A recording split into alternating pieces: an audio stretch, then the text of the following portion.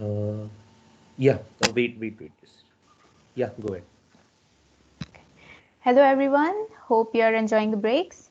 So today we are going to start with the introduction of Internet of Things, that is IoT. That's the that's what the event is all about. So I hope by now many of you already know this term. If not, no big deal, we can start learning anytime. It's never too late. So what is IoT? It's basically a collection of different devices and sensors interconnected with each other that coordinate and perform different tasks. It includes hardware like smartwatches, laptops, computers, and also various smart devices such as smart speaker, home assistant, smart thermostats, etc. that are connected to the internet or local network and can exchange data with each other. As is seen here, the Internet of Things is slowly transforming into the Internet of Everything with additional AI, ML, and intelligent data, which means more of the emerging technologies are converging to provide a complete solution for problems. So let's get a little deeper into IoT and then we'll see what is Internet of Everything. So what's the link between IoT, cloud, analytic and data science? Like we often know these terms separately, but what is the connection between them? We see the first layer of Internet of Things consists of the sensor connected IoT devices. These are the small, memory constrained, often battery operated electronic devices with onboard sensors and actuators. The second layer consists of IoT gateway devices. These gateways are equipped with multiple communication capabilities like Zigbee, Bluetooth, LoRa, WAN, sub-gigahertz proprietary protocols, etc. to talk to the IoT devices on one end and a connection to the internet, that is IP, based network on the other side. This happens over the Wi-Fi, Ethernet or cellular link. The third layer of the IoT is the cloud. You all know the cloud, right? All the sensor data relayed by the IoT gateways is stored and processed on the cloud. Um, that are the servers, cloud hosted servers are there. These servers accept, store and process data for analysis and decision making. And the final layer of the IoT is analytics. Uh, this layer employs different data science and analytic techniques, including machine learning algorithms, to make sense of the data and enable corrective actions. So the data in the surrounding is collected by the sensors and the response that is to be given as like in the automation tasks is given by the actuators. This data is transmitted between the devices using gateways. Transmitted data is stored in the cloud and the data is used for analytics and research. Moving ahead, one of the layered models has been designed for interconnection by the International Standards Organization ISO, which is named the OSI model. The full form is as Open Systems Interconnection. There are 7 different layers as is shown in the diagram. The physical layer starting from the bottom to the up. The physical layer is the hardware oriented. Data link layer organizes the data into packets for transmission. Network layer and transport layer do the actual transmission, and session layer handles the transmission checkpoints like whether the packet is received and how much data is left and all that. Presentation layer handles the encryption and all, and the application layer interacts with the user through softwares and the apps, that the mobile apps that we all use, so we don't really need to go deeper into this, but it's just for your information if you want to study further. You should know that in IoT there is nothing like one size fits all. Okay, so each and every problem requires a different scale of solution. So similarly in this event, you can create a solution to any smaller big problem according to your understanding. You do not need to use all those layers discussed earlier. You can use only one or two layers that you understand completely. Of course, this time it will all be on simulation, otherwise we would have used devices. At the end of the present this workshop, I would show you one of the models developed by our seniors. Let's move forward. Uh, Here we come to the difference between the Internet of Everything and Internet of Things. Okay, so as we read earlier that the Internet of Things is transforming into Internet of Everything. IoT is becoming IoE. So let's see what is IoE. The Internet of Everything is an intelligent connection of people, processes, data, and things.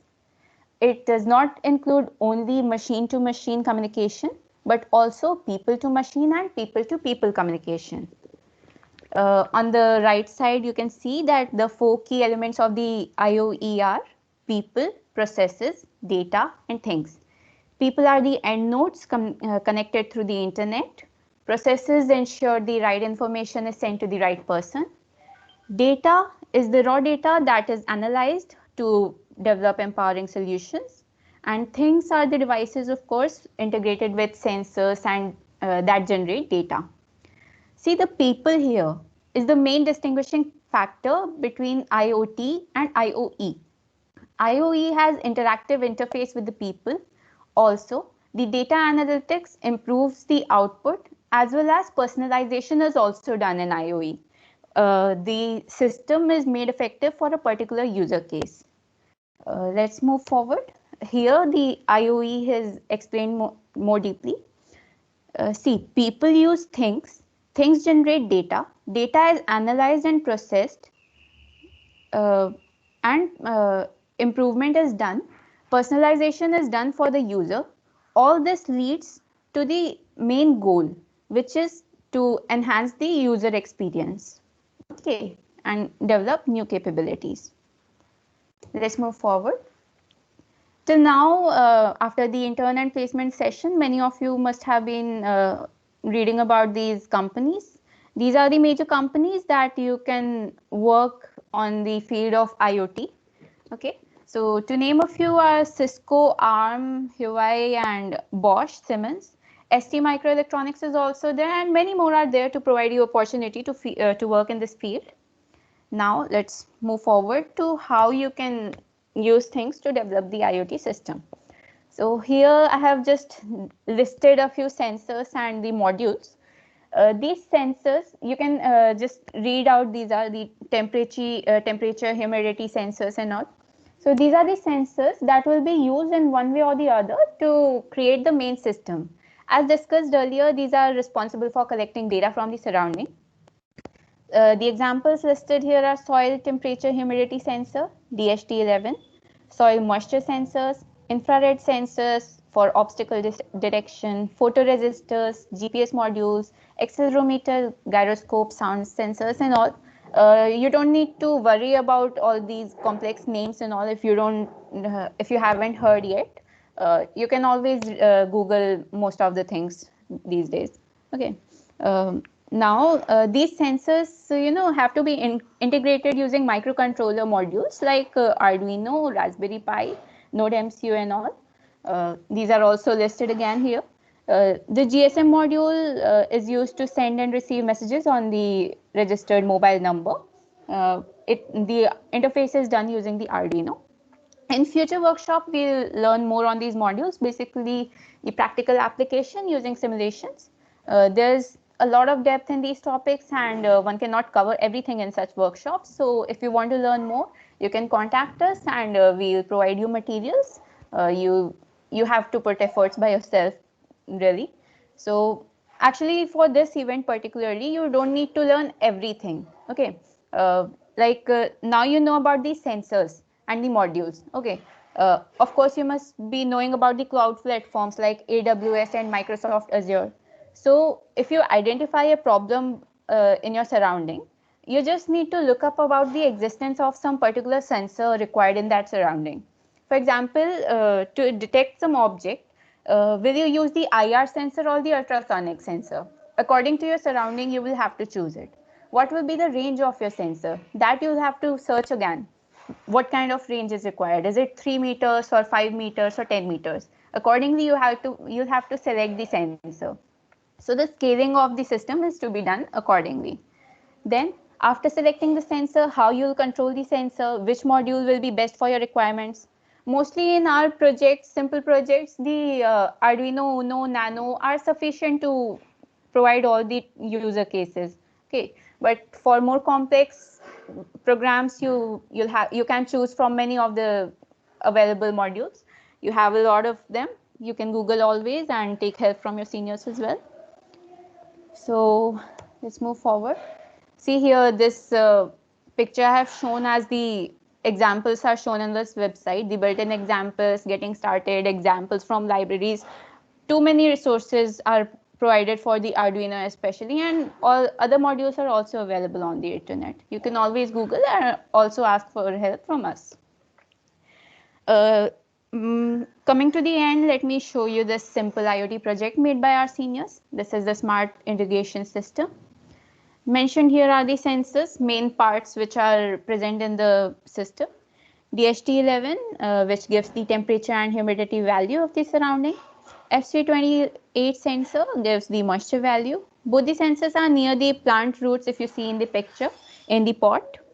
The relay here is used to control the motor according to the threshold. The threshold is set according to the value of the sensors received. Then there's the GSM module. This will send messages or calls on the registered phone number. So basically, two functionalities are shown in this system. One, the motor controls the water flow through the tube shown here, the pink pipe you can see, and at the end there's a white node. So according to the sensor value threshold, the relay controls the motor and the water flow is controlled. Also, the GSM module notifies the user on the registered mobile number according to the progress of irrigation. It's a very simple yet effective innovative model. Similarly, you will have to design a solution for problem in this event. Since one of the PS in the problem will be specified by us, you'll have to think in a particular direction and propose the solution. In later workshops, we'll be showing you how to integrate basic sensors to the modules using simulation, of course, this time. Similar approach you can follow to propose the solution and simulate it. Of course, if someone is able to gather resources and design an actual prototype will be good. So otherwise, simulation will work just fine. We'll be available for your help if anything is needed from our side. You can ask us freely. That's all today. Good luck.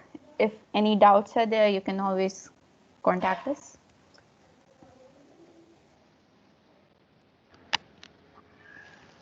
Yes, guys. So many new things, many interesting things. So any doubts you have, you can ask now. The floor is open. We have a lot of time today.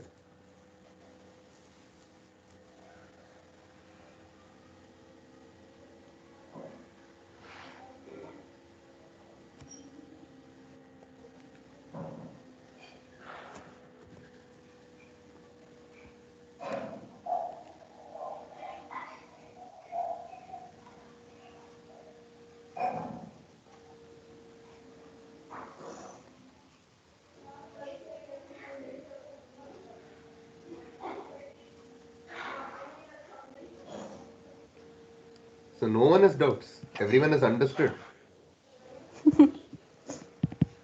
Second year एक्सप्लो में तो कर रहे होंगे projects, कुछ guidance वगैरह चाहिए इसमें क्या क्या करना है. This is your moment.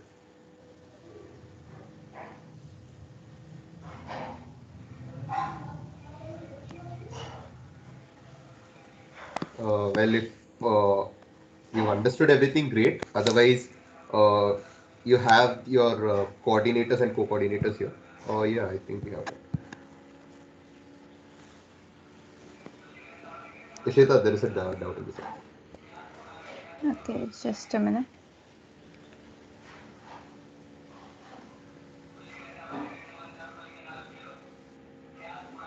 Okay. See, Arduino programming is done in C language, basically. The Arduino IDE software is there, and C language is used to command it. You can see the examples.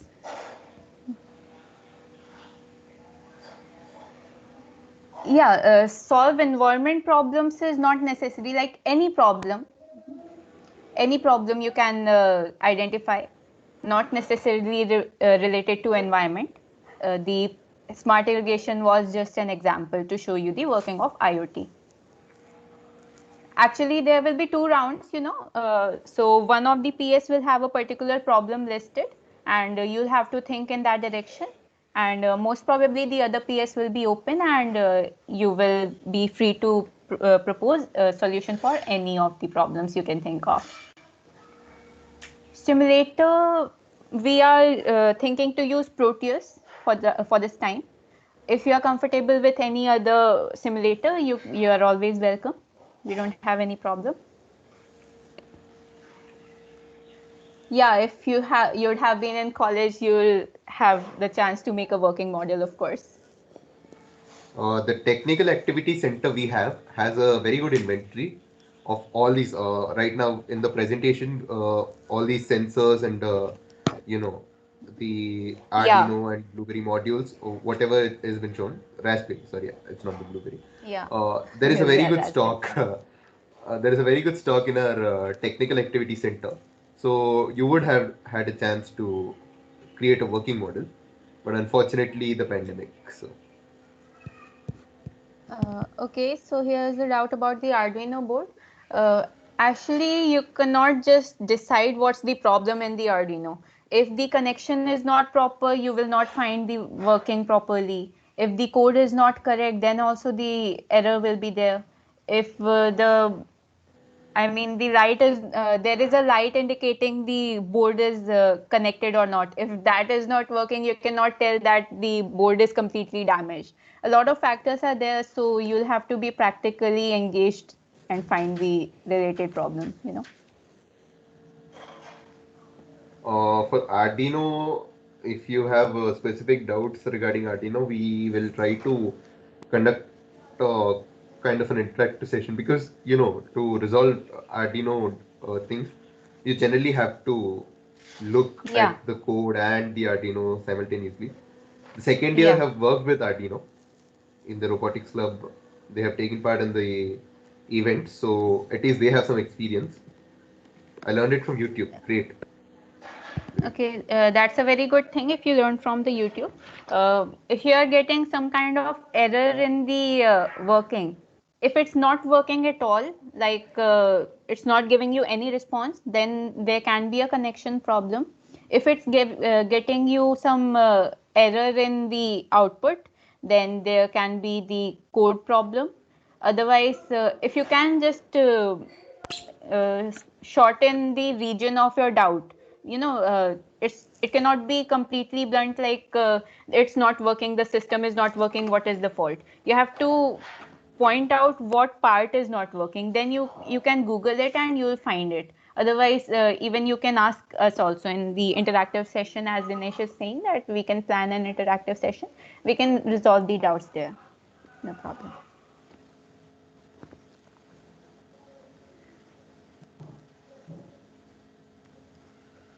Anyone else?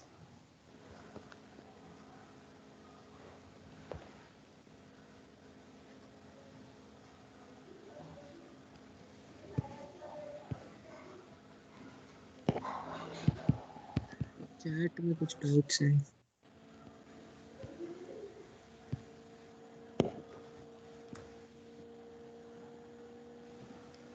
Anybody else, guys?